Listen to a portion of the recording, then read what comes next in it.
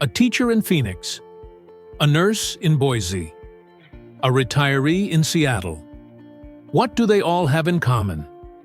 3 years ago, they were priced out of housing. Today, the market that crushed them is finally collapsing. But here's the twist. Even as rents plunge double digits, most working Americans still can't afford the new prices. The rental crash of 2025 isn't bringing relief. It's exposing something darker, a system built on greed that disconnected housing from the people who actually need it. From luxury towers sitting half-empty to corporate landlords hemorrhaging cash, the rental empire is crumbling, and the cities leading the fall are the titans: Seattle, San Francisco, New York. This is Housing Intel, and today we're counting down the top 5 U.S. cities where rent is collapsing and landlords are panicking in 2025. If you want weekly intelligence on market shifts that could save or cost you thousands, hit subscribe to Housing Intel and ring the bell. Let's break it down. Number 5. Dallas, Texas. For years, Dallas wore the crown of invincibility. Corporate relocations flooded in. Young professionals packed uptown's glass towers. Suburban sprawl stretched endlessly across Plano and Frisco. But in 2025, that confidence has shattered. Rents in core neighborhoods have dropped 10% year over year, and Class A apartment vacancies have hit levels not seen in over a decade. The math is brutal. Between 2021 and 2024, developers added tens of thousands of new luxury units just as renters began tightening their wallets. Inflation crushed disposable income. Interest rates stayed sky high. Potential renters made a choice: move home, double up, or leave entirely. According to Bloomberg analysis, landlords scramble with desperate incentives: free utilities, covered parking, rent credits. But these giveaways only mask the deeper problem. Rising insurance premiums and property taxes are swallowing profits. Investors who relied on steady cash flow now find themselves underwater. And here's the paradox.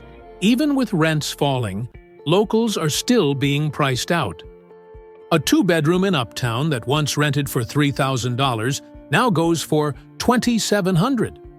That sounds like progress until you realize the median household income in Dallas hovers around $65,000. The affordability gap hasn't closed. It's just shrunk slightly. Even Dallas's booming corporate sector can't save the rental market this time. Hiring freezes across tech and finance have cooled the influx of high-income renters. Dallas may still gleam on the outside, but at ground level, the cracks are spreading fast. Number 4. Boise, Idaho. Boise was the pandemic's golden child. When the world locked down, Boise opened wide. Remote workers fled San Francisco and Seattle in droves, bringing cash offers and bidding wars. Home prices doubled. Rents surged past $2,000. Developers raced to meet what seemed like infinite demand. But by 2025, the magic is gone. Rents are down 13% year over year, the sharpest decline in the Mountain West. Vacancy rates are climbing faster than anywhere else in the region. Downtown apartments that once leased within days now sit empty for months. Here's the reality.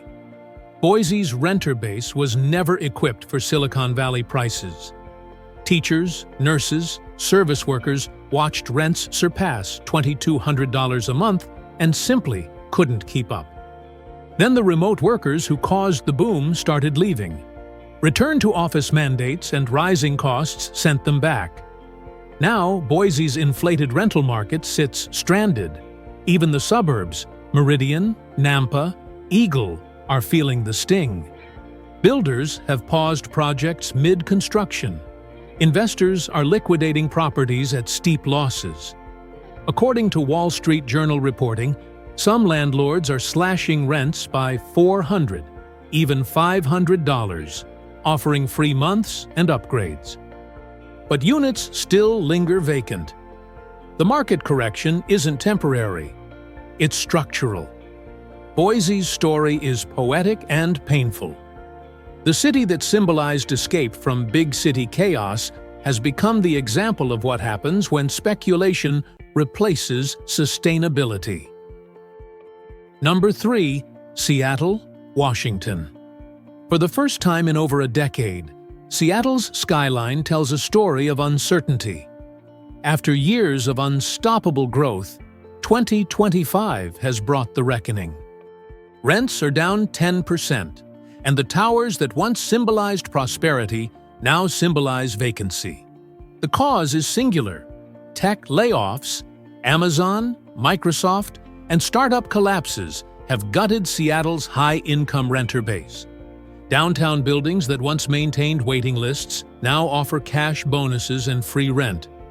In neighborhoods like Capitol Hill, South Lake Union, and Belltown, luxury apartments advertise discounts that were unthinkable 2 years ago. Even the suburbs tell the same story. Renewals are plummeting. Tenants are leaving. But the real shift isn't just economic, it's psychological. The pandemic changed how people view work and life. Many who once chased Seattle's prestige are now choosing smaller, more balanced lives in cheaper states. The migration out isn't massive, but it's relentless. For landlords, the power dynamic has flipped entirely. Tenants are negotiating again, demanding flexible leases and lower prices. According to National Association of Realtors data, Seattle's rental vacancy rate has climbed to 8.2%, the highest since 2010. That represents a seismic shift. Property owners face brutal refinancing rates that destroy cash flow. Insurance and maintenance costs have skyrocketed. Here's the paradox: even with rents falling, affordability remains out of reach. A studio in Capitol Hill that rented for $2,400 now goes for $2,100. That's still more than 50% of median take-home pay for single workers. The rental market isn't correcting to sustainability. It's just bleeding slower. In 2025, Seattle's skyline still gleams in the mist. But beneath that glow lies fragility. Number 2. San Francisco, California. If any city defines the word collapse, it's San Francisco. Once the crown jewel of American innovation, this city's rental market has unraveled into something unrecognizable. Rents are down 15% year over year, and vacancy rates downtown have shattered every record. Luxury towers that once demanded $4,000 a month now sit empty at $3,000, even with incentives. The exodus of tech workers never reversed. Remote work hardened into permanence. Downtown, once pulsing with startups and dreamers, has become a canyon of quiet glass. Entire city blocks are ghost corridors, dotted with for-lease signs that have become permanent fixtures. Landlords who once flaunted passive income are now begging for tenants. Property taxes, maintenance, and insurance have doubled, wiping out profits entirely.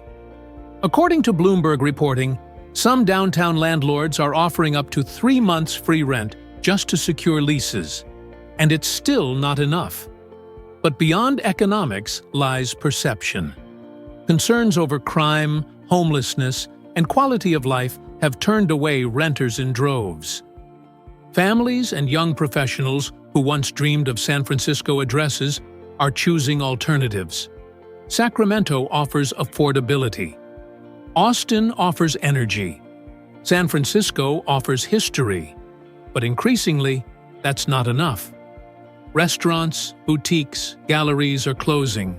Tech companies are abandoning headquarters for cheaper hubs. Even the vaunted tech identity is fading. Here's the irony: San Francisco set the housing price floor for the entire nation. Now it's showing the nation how far that floor can fall. The decline isn't temporary, it's transformational. A lesson about what happens when innovation forgets the people who make cities function. San Francisco's rental market isn't just collapsing. It's imploding under the weight of its own contradictions. Number 1. New York City. And at number 1, the empire that's finally showing its cracks. For generations, New York City's rental market was bulletproof. But in 2025, that myth is fading.